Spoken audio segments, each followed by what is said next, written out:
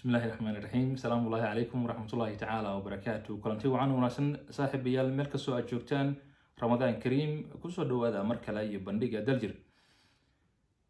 media waxaan isku dayi doonaa inaan idin soo gudbino warar dhexdhexaad ah xaqiiqadana ku saleysan oo aanu baaritaan dheer ku sameynay haddii allaha wadaliya ogolaado bandhiga maanta waxaan isku dul taagi doonaa xaaladihii ugu dambeeyay arrimaha siyaasadda dalka Soomaaliya iyadoo aan ogeyn in xalay ilaa iyo maanta ay ka jireen xaalado cakirnaan ah oo la xiriira kadib markii taliyihii hore ee ciidanka booliska gobolka Banaadir xilkii laga qaaday uu xalay isku dayay inuu qallaase ka sameeyo qaybo ka mid ah magaalada Muqdisho gaar ahaan xaafadaha Shirkole iyo deegaanada ku xeeran arrintaas markay dhacday kadib waxaad ogeedeen waxa ay ka falceliyay ciidamada booliska dalka Soomaaliya oo ismarkiiba isku gadaamay ama isku xeeray halkii uu ku sugnaa kadibna waxa arrinta soo kala dhex geliyay mahad ka gaartay madaxweynaha galmudug Axmed Cabdi Kaariye Qoorqoor iyo shakhsiyaad kale oo iyagu markaasi kamid ah dadka nabadda jecel keeskaasi xalay waa uu soo gabagaboobay galinkii dambe ayaana Saadiq John uu gurigiisa ku laabtan ciidamadiina markaasi laga kala diray intaas markay dhacday waxaad baraha bulshada ka daawanayseen qaar kamid ah siyaasiyiinta ama xildhibaanada dalka Soomaaliya iyo senatarada oo iyagu ku baaqayay in dagaal sokeeye uu ka qarxo gudaha magaalada Muqdisho ciidamada ku gubaabinay inay hubka qaataan shacabka kicinayay daban waxa xusid mudan ma isweydiin mudan marka adigoo aad tahay xildhibaan federaal ama senator federaal oo heer qaran ah waxaad ka gudubtay marxaladii qolonimada ama qabiilnimada waxaad u gudubtay marxalad qarannimo waxaad madashaa qaran Soomaaliyeed indhihii dhammaan qaranka ayaa tahay mar haddii adigoo indhihii qaranka marka aad kala garan weydid xaafad iyo qaran waxay leedahay marka waxay tahay dhibaatinteeda la eg waxaad arkaysaa xildhibaanada qaarkood oo ereyo kicina ama markaasi maxaa la yiraahdaa kicin dagaal ah baraha bulshada soo dhigayay qaarkood social media muuqaal soo dhigayay oo isku dayay inay kiciyaan dadka shacabka ah oo markaasi nabadda ku joogay oo nabadda ku nasanayay waxa intaas oo dhan lagu ilaawaa oo u soo jawaabay wasiir ku-xigeenka warfaafinta dalka Soomaaliya Cabdiraxmaan Yuusuf Al-Cadaala oo isagu ku yiri hadal sida waran oo kale u niyajibiyay qolada nabadiidka oo waxa uu ku yiri haddii aad sugayseen war weyn oo markaasi naxdin leh waxaad markaasi maqlaysaan war weyn oo farxad leh dabcan hadalkaasi waxa uu uga darnaa mucaaradka waran wadnaha uga dhacay oo kale waxaad daawanayseen sidii uga falceliyeen iyo sidoo kale wararkii ama falcelinadii ka dhacay kama ka daba yimid senatarada qaarkood ayaa iyagana aad arkayseen inay warar kicina amaba ereyo xanaf leh bulshada u soo marinayeen baraha bulshada hadday noqon lahayd Facebookyada iyo Twitterka intaba waxaa isweydiin mudan marka maxaa dan ah oo ku jira arrimahan kicinta ah oo ay dadku la wadaagayaan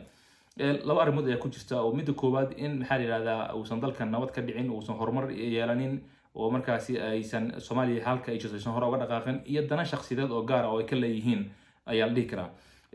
dhinaca kale waxaad daawanayseen musharaxiinta madaxweynaha dalka Soomaaliya qaarkood ama intooda badanba oo maanta ka guuray hoteelada ay deganaayeen iyagoo u guuray xaafado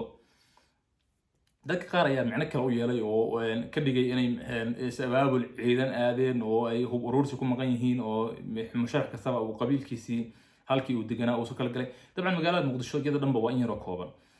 dabcan dagaalo iyo qalalaasi waa ay soo martay laguma kala adkaanin xilligan dan kuma jirto marka hadana in hub la soo aruursado oo maxaa la yiraahdaa qolo markaas loo kala safto oo magaalada Muqdisho xaafada loo kala xirto oo qoloba meel intay kasoo jeesto tirada qolo heblan duulaan ku nahay ma weerar ku nahay wax dan ku jira malaha laakiin shakantu waa ka balaaran tahay waa in ka duwan tahay mawduucna waa ka duwan yahay musharaxiintan sida ogeedeen waxay deganayeen hotelka Jazeera iyo hotelka Paradise oo markaas iska agdhow iyo hotel kale oo ka agdhow hoteladaas waxaan ognahay inay yihiin hoteelo aad qaali u ah qiimaha habeenkii lagu seexdana ay aad qaali u yihiin isla markaasina ay yihiin kuwa magacan musharaxiinta markay hotelka degayaan oo kale soo markii uu shakhsi caadi ah degayo hotelka iyo markii musharax madaxweyne sida Xasan Cali Khayre iyo Sheekh Shariif iyo Xasan Sheekh Maxamuud iyo Cabdinaam Shukri ay degayaan isku qiimo ma aha isku maxaa la yiraahdaa qaab looma qaabilo isku qol ma seexanayaan way kala duwan yihiin marka shakhsiga caadiga ee taga hotel Jazeera waxa uu intaan ognahay ku saxdaa $100 habeenkii musharaxiinta sida wararka hoose ku helay waxay ku seexanayaan lacag $300 habeenkii $300 laba sano marka waxaad dareemi kartaa culayska inta la leedahay dabcan waa qarash aad u fara badan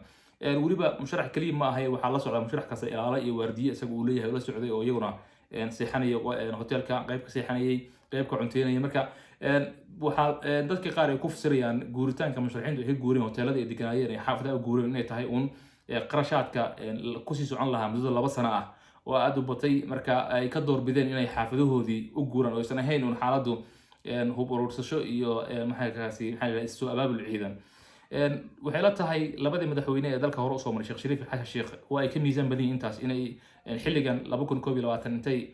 xaafadoodii ku laabtaan ay soo hub urursadaan oo ay maxaa la yiraahdaa kicin dadweyne iyo dagaal huris hadda kadib ay bilaabaan dabcan xogaa qofka creditkiisna waa la siiyaa dhaliisha uu leeyahay waa la leeyahay marka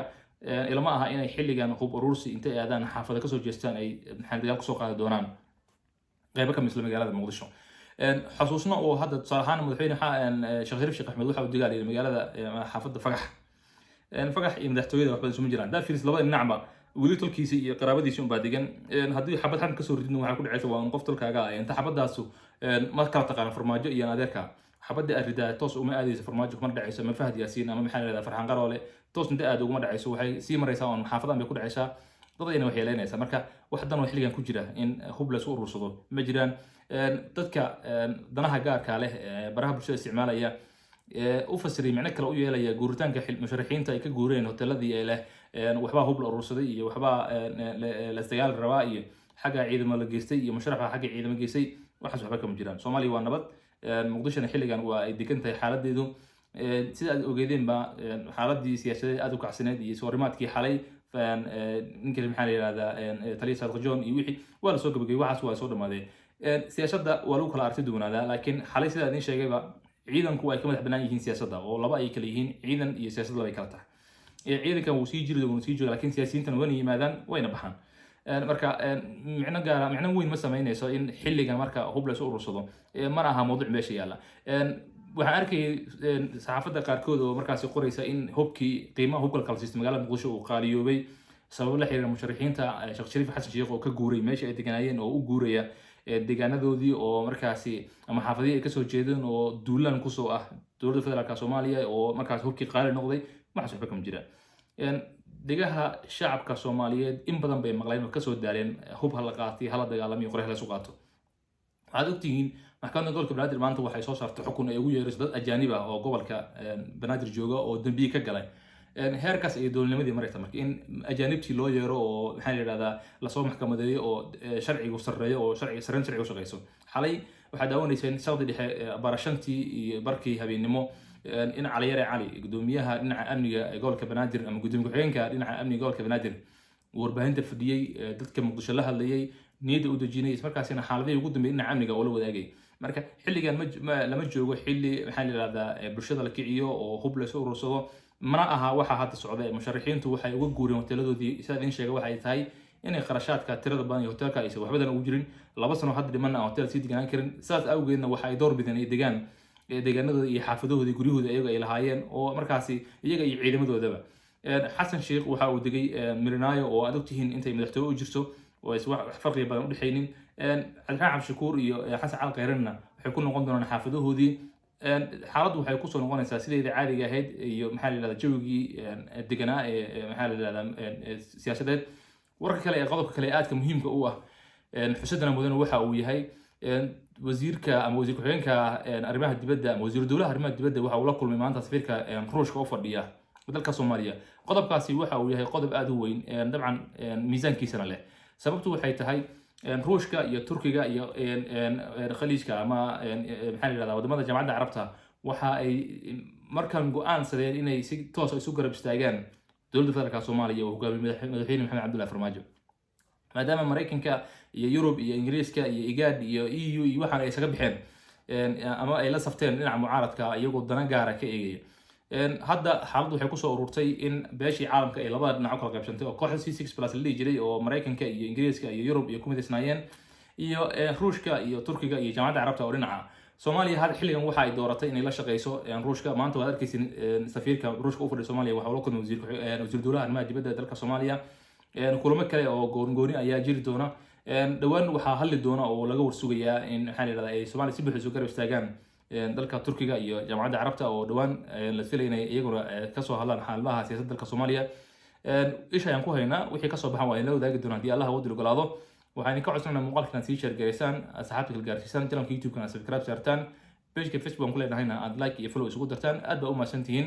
waageynta caawa tabinteena tooska ahayd tan intaan ku kulmi doono mid kamid lamid ah waxaan kaga tegay sida ay nabadgelyo nabadin nolol kulantay iyo ammaan Allah salaamu calaykum waraxmatullaahi tacaala wabarakaatuh